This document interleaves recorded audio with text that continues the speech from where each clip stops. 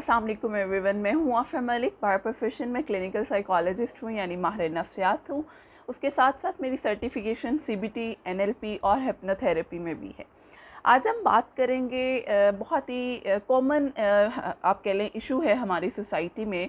बहुत से लोगों को मसला होता है, एंजाइटी के मसले होते हैं, जिसे हम अमूमी घबराहट की बीमारी कहते हैं।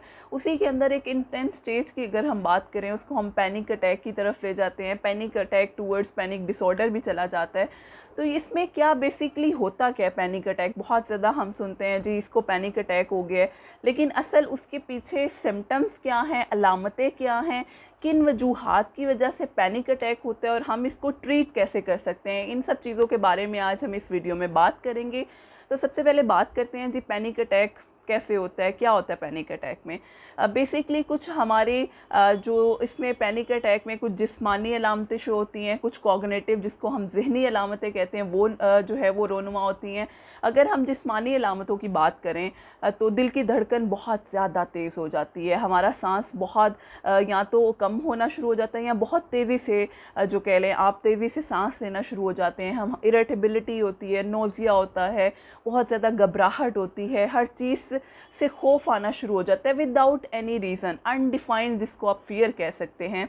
और इसकी वजह से हम अपने जिस्म को इतनी ज़्यादा अटेंशन देते हैं कि हल्का सा अगर हमारा दिल की धड़कन तेज़ होना शुरू हुई है, हम फ़ौरन इमरजेंसी में भाग जाते हैं, जी हमें दिल का दौरा पड़ रहा है, या उसके अलावा हार्ट अटैक आ गया है, या दिल से रिलेटेड कोई मसला होना शुरू हो गया है। लेकिन कभी भी हम इस बारे में नहीं सोचते कि किसी और वजह से भी हो सकता है। तो ये बेसिकली पैनिक अटैक की कुछ अलामतें इस तरह से रोनुमा होती हैं। अगर हम बात करें ज़हनी अलामतों के बारे में, तो हमें लगता है हम अभी मरने वाले हैं, हमें कुछ ना कुछ हो जाएगा। बहुत से लोग अपनी जो जगह पे या कहीं जॉब करते हैं तो वो देखते हैं उनके नियर बाय हॉस्पिटल्स कौन कौन से हैं, ताकि जब उन्हें पैनिक अटैक हो वो भाग के चले जाए, कोई इमरजेंसी हो, उनको कुछ हो ना जाए। नहीं, इस तरह की अलामतें और इस तरह की सोचें उनके जहन में चल रही होती हैं। तो वो इन सोचों की वजह से अपनी बॉडी को इतनी अटेंशन देते हैं कि अगर नहीं भी कुछ होना तो हम सोच सोच के अपनी बॉडी को उसके लिए प्रिपेयर करना शुरू कर देते हैं। तो पैनिक अटैक की अगर हम इसी तरह से वजूहात के बारे में बात करें तो बहुत अनडिफाइंड रीजंस भी हैं। समटाइम्स हम देखते हैं जेनेटिकली जो है वो ये ट्रांसफ़र भी हो जाता है। उसके साथ साथ कुछ हमारी जो जनरेशन्स हैं वो बहुत ज़्यादा सेंसिटिव हैं, बहुत ज़्यादा प्रॉन है। इस तरह से बहुत से सिम्टम्स जो हैं वो हम देखते हैं कि हम ऐसी सिचुएशंस को हैंडल नहीं कर पाते हैं। कुछ थोड़ी सी प्रॉब्लमेटिक जो है वो सिचुएशन आ गई, हम अपने अगर कंफर्ट जोन से निकल के चैलेंजिंग जोन में जाते हैं और वो चीज़ हमारे अकॉर्डिंग नहीं है और हम उसको एक्सेप्ट नहीं कर पाते हैं, तो उसकी वजह से भी हमारी जहनी हालत ज़रा डिस्टर्ब होना शुरू हो जाती है। हम एंजाइटी की तरफ जाना शुरू हो जाते हैं, डिप्रेशन की तरफ जाना शुरू हो जाते हैं और हमें समझ नहीं आता कि रीज़न क्या है। तो पैनिक अटैक में क्या होता है, इसी तरह से आपको लगता है कि अभी आप बेहोश हो जाएंगे, आपको दिल का दौरा पड़ जाएगा।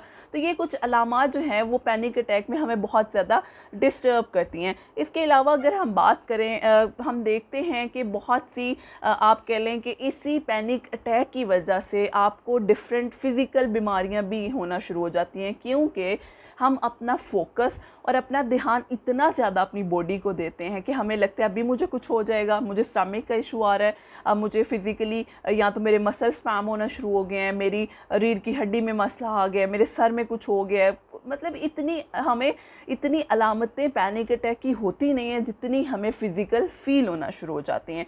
तो ये बेसिकली एक आप कह लें गो थ्रू है पैनिक अटैक के हवाले से।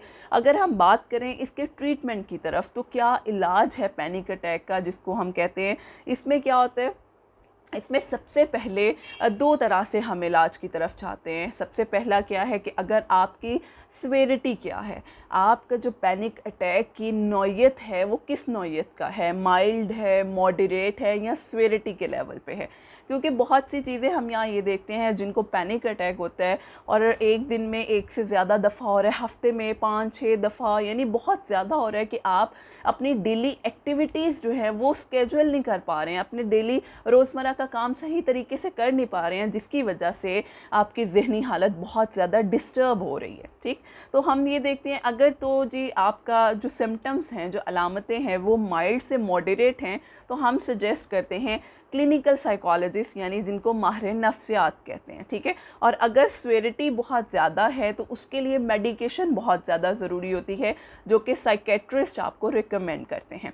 अब वापस बात करते हैं कि क्लिनिकल साइकोलॉजिस्ट दवाइयों के बगैर किस तरह से इलाज करते हैं, क्योंकि हमारे यहाँ बड़े मिथ्स हैं जी, दवाइयों के बगैर इलाज बिल्कुल मुमकिन नहीं है। और हम इस चीज़ पे बड़ा लोगों को कहते हैं कि जी माहिर नफ्सियात ने बातें करनी है और बातें करने से आप किस तरह से ट्रीटेबल हो सकते हैं। अच्छा जी, अब हम बात करते हैं साइकोथेरेपी की, जिसको हम टॉक थेरेपी यानी बातों की थेरेपी कहते हैं। इसमें क्या होता है, इसमें एक थेरेपी बहुत ज़्यादा हेल्प करती है जिसको हम CBT यानी कॉग्निटिव बिहेवियरल थेरेपी यानी सोच बर्ताव की थेरेपी कहते हैं।